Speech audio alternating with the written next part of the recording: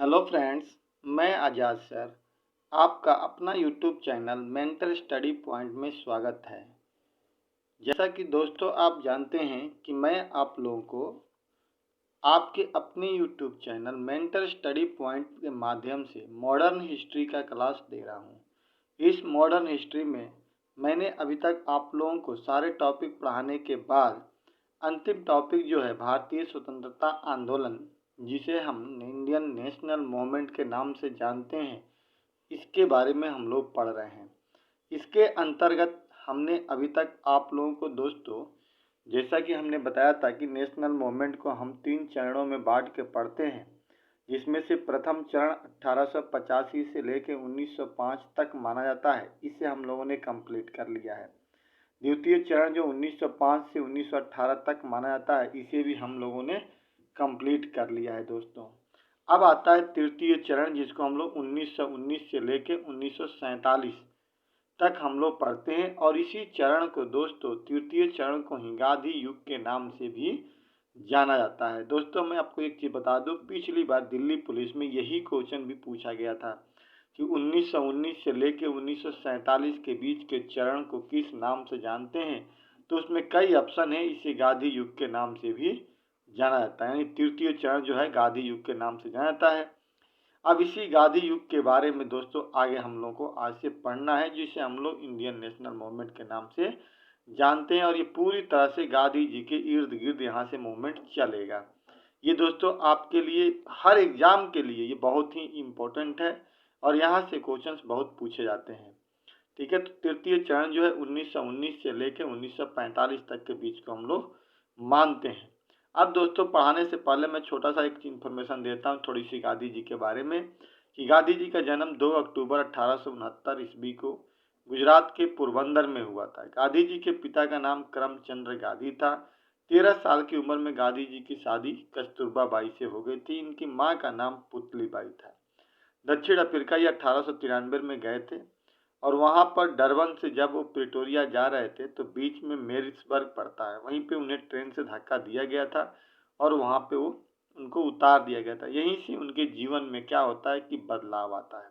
ठीक है दोस्तों, तो अब देखिए दोस्तों, मैं आपको गांधी जी के बारे में थोड़ा सा बताने का प्रयास कर रहा हूँ। जैसा कि दोस्तों आपने देखा कि 2 अक्टूबर 1869 ईस्वी को गांधी जी का जन्म गुजरात के पोरबंदर में हुआ था। पिताजी करमचंद गांधी थे, जो एक अच्छे ही दीवान थे उस समय।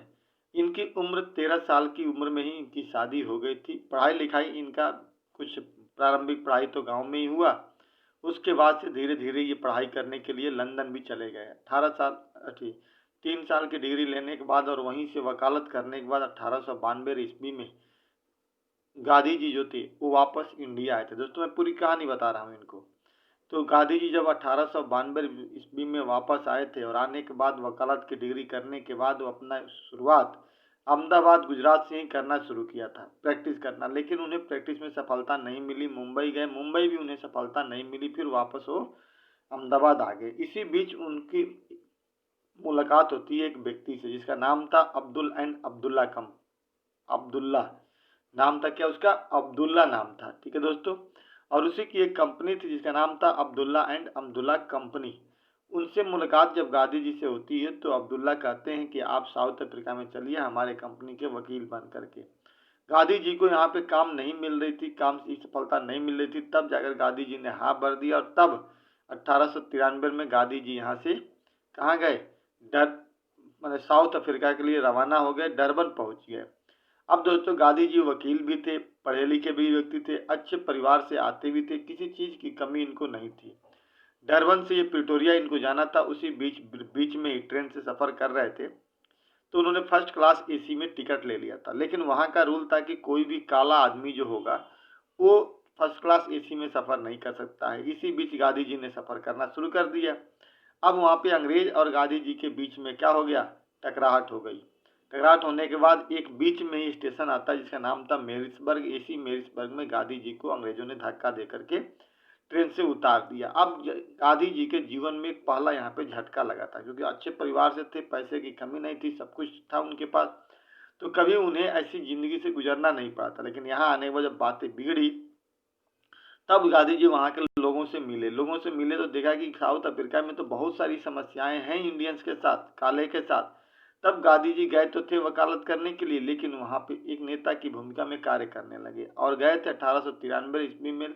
लगभग लंबे समय तक वहाँ पे रह गए और तब बीच में हालांकि एक बार आए भी थे, लेकिन फिर भी वहाँ के साउथ अफ्रीका को आज़ाद कराने के बाद ही 9 जनवरी 1915 ईस्वी को यहाँ पे वापस आए।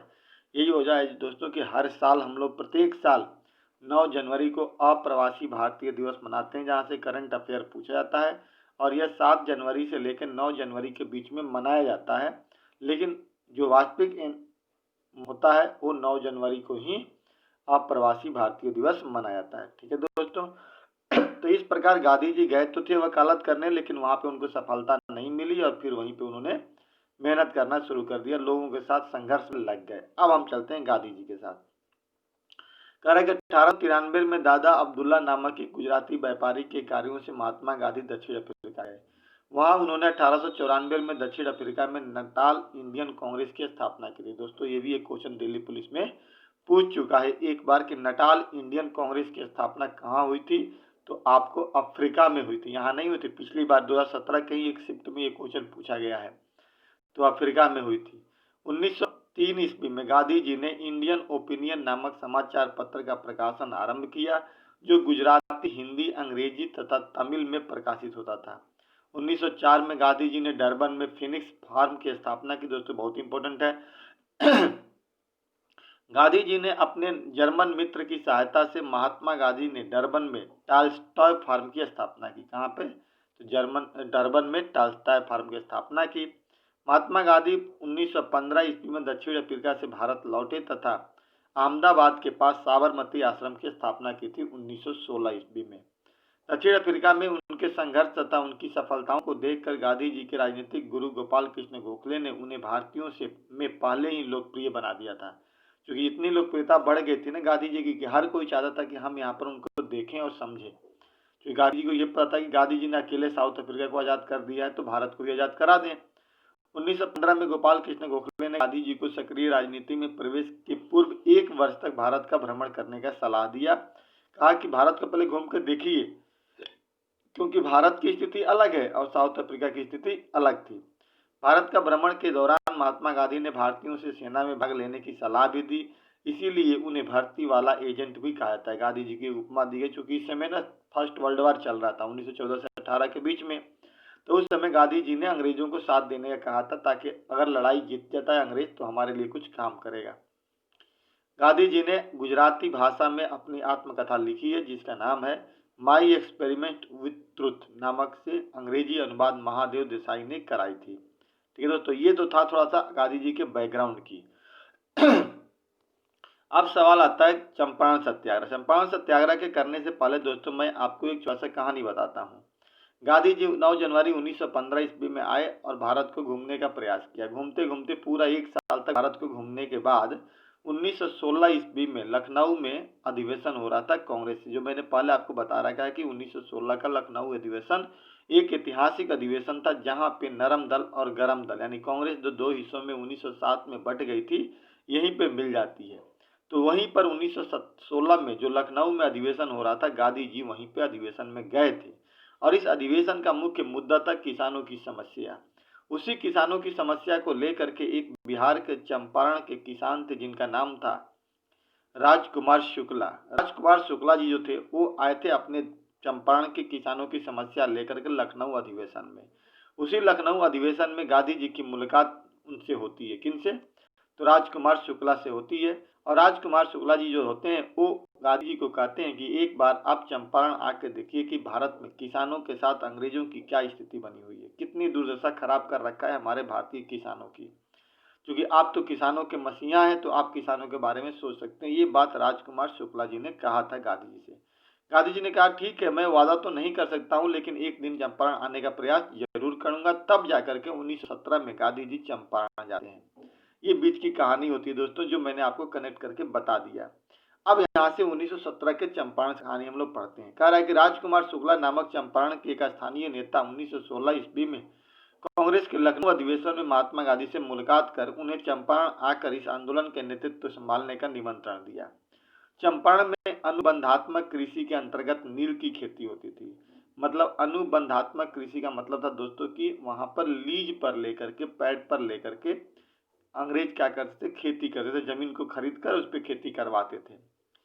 यहाँ पर तीन कटिया प्रथा प्रचलित है। तीन कटिया प्रथा का मतलब था ये था कि 4 हिस्सा में से एक हिस्सा पे नील की खेती करना, 3 हिस्सा पे अपने खेती करना शुरू में, लेकिन धीरे धीरे उन्होंने 3 हिस्सा पर नील की खेती और 1 हिस्सा पे आपके अपनी खेती करने पे मजबूर कर दिया। और नील की खेती से प्रॉब्लम ये थी कि एक बार नील की खेती हो जाने से जमीन क्या हो जाती थी, बंजर हो जाती थी। इसलिए दोस्तों वहां पर ये समस्या किसानों के साथ बहुत ज्यादा तेजी से फैल रही थी। तो गांधी जी वहां पहुंचे। अपने सहयोगी ब्रज किशोर सिंह, राजेंद्र प्रसाद, अब्दुल पटवर्धन, मंजूरुल हक, नरहरि पारेख, महादेव देसाई तथा आचार्य जे बी कृपलानी, जिसमें से पेशे से शिक्षक थे ये, के साथ 1917 में गांधी जी ने चंपारण के गांवों का दौरा किया और कृषकों से शिकायतें इकट्ठा की। इस बीच सरकार ने एक आयोग गठित किया और उसमें गांधी जी को भी सदस्य बनाया गया। इस आयोग ने 3 कठिया प्रणाली को समाप्त कर दिया।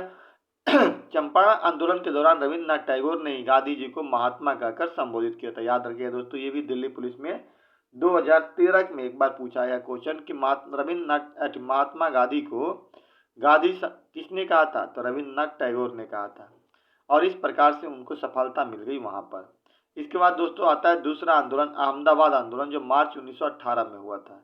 अहमदाबाद में मिल मालिकों तथा श्रमिकों के बीच संघर्ष का मुख्य मुद्दा प्लेग बोनस था, क्योंकि वहां पे प्लेग पड़ा था और प्लेग की वजह से अंग्रेजों ने क्या किया था कि मजदूरों को बोनस दिया था। और जब प्लेग खत्म हो गया तो बोनस समाप्त करना चाहते थे, लेकिन जो मजदूर थे, श्रमिक थे, वो चाहते थे कि नहीं, हमें बोनस अभी भी मिले। इसी बात को लेकर के संघर्ष हुआ था। गांधी जी जाकर के यहाँ बीच का रास्ता निकाल करके क्या कर दिए, समझौता करके चीजों को समाप्त कर दिए। अहमदाबाद में प्लेग की स्थिति में मिल मालिकों ने प्लेग बोनस दिया था, जिसे वे प्लेग के प्रकोप के खत्म होने के बाद समाप्त करना चाहते थे। इस आंदोलन के दौरान भारत में गांधी जी ने पहली बार भूख हड़ताल के अस्त्र का प्रयोग भी किया। परिणाम स्वरूप मिल मालिक श्रमिकों को 35% बोनस देने के लिए तैयार हो गए और इस प्रकार से गांधी जी को अहमदाबाद में भी सफलता मिल गई। इसके बाद दोस्तों आता है खेड़ा सत्याग्रह। खेड़ा 1918 में हुआ था, लेकिन अहमदाबाद के बाद हुआ था। खराब उपज के कारण गुजरात के खेड़ा जिले में कृषकों के द्वारा राजस्व में छूट की मांग की गई थी।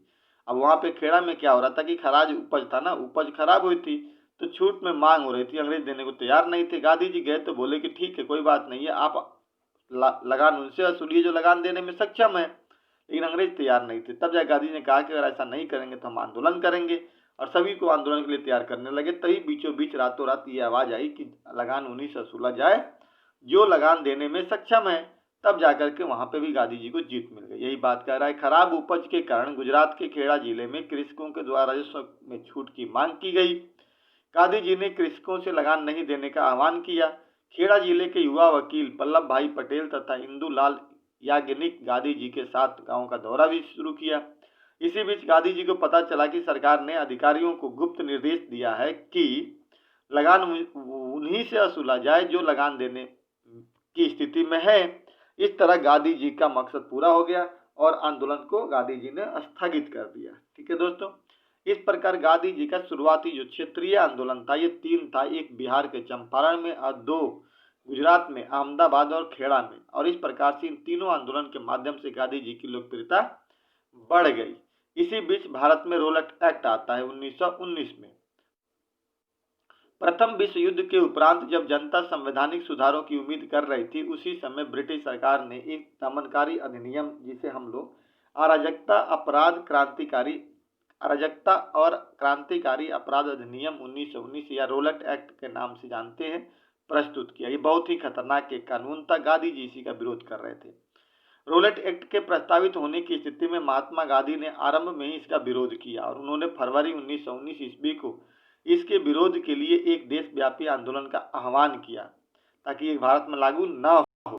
रोलट एक्ट अधिनियम एक दमनकारी कानून था, जिसमें शांति काल में भी लोगों के सामान्य अधिकारों को स्थगित कर आपातकालीन व्यवस्था को बनाए रखने के लिए सरकार को व्यापक अधिकार प्रदान किया। अतः इस एक्ट को बिना वकील, बिना अपील, बिना दलील का कानून भी कहा गया। प्रारंभ में गांधी जी ने 30 मार्च को सत्याग्रह की तिथि घोषित की।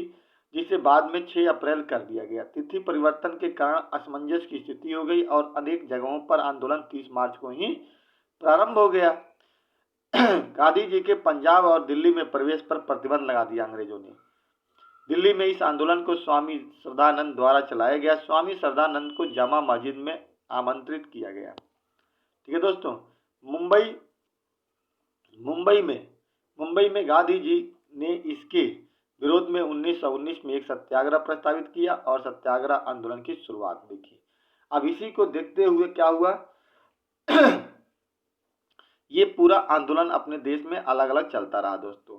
इसी बीच एक घटना घटती है जिसे हम लोग जालियांवाला बाग हत्याकांड के नाम से जानते हैं, जो 13 अप्रैल 1919 ईस्वी को घटना घटती है।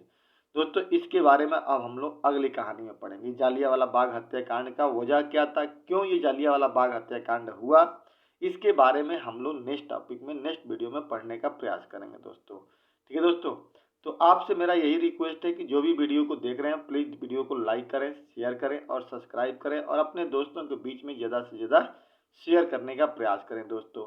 आप एक बार मेहनत करें, हम आपके साथ मेहनत करने को तैयार हैं। ठीक है दोस्तों, इसी के साथ ही वीडियो को एंड करते हैं। जय हिंद, जय भारत।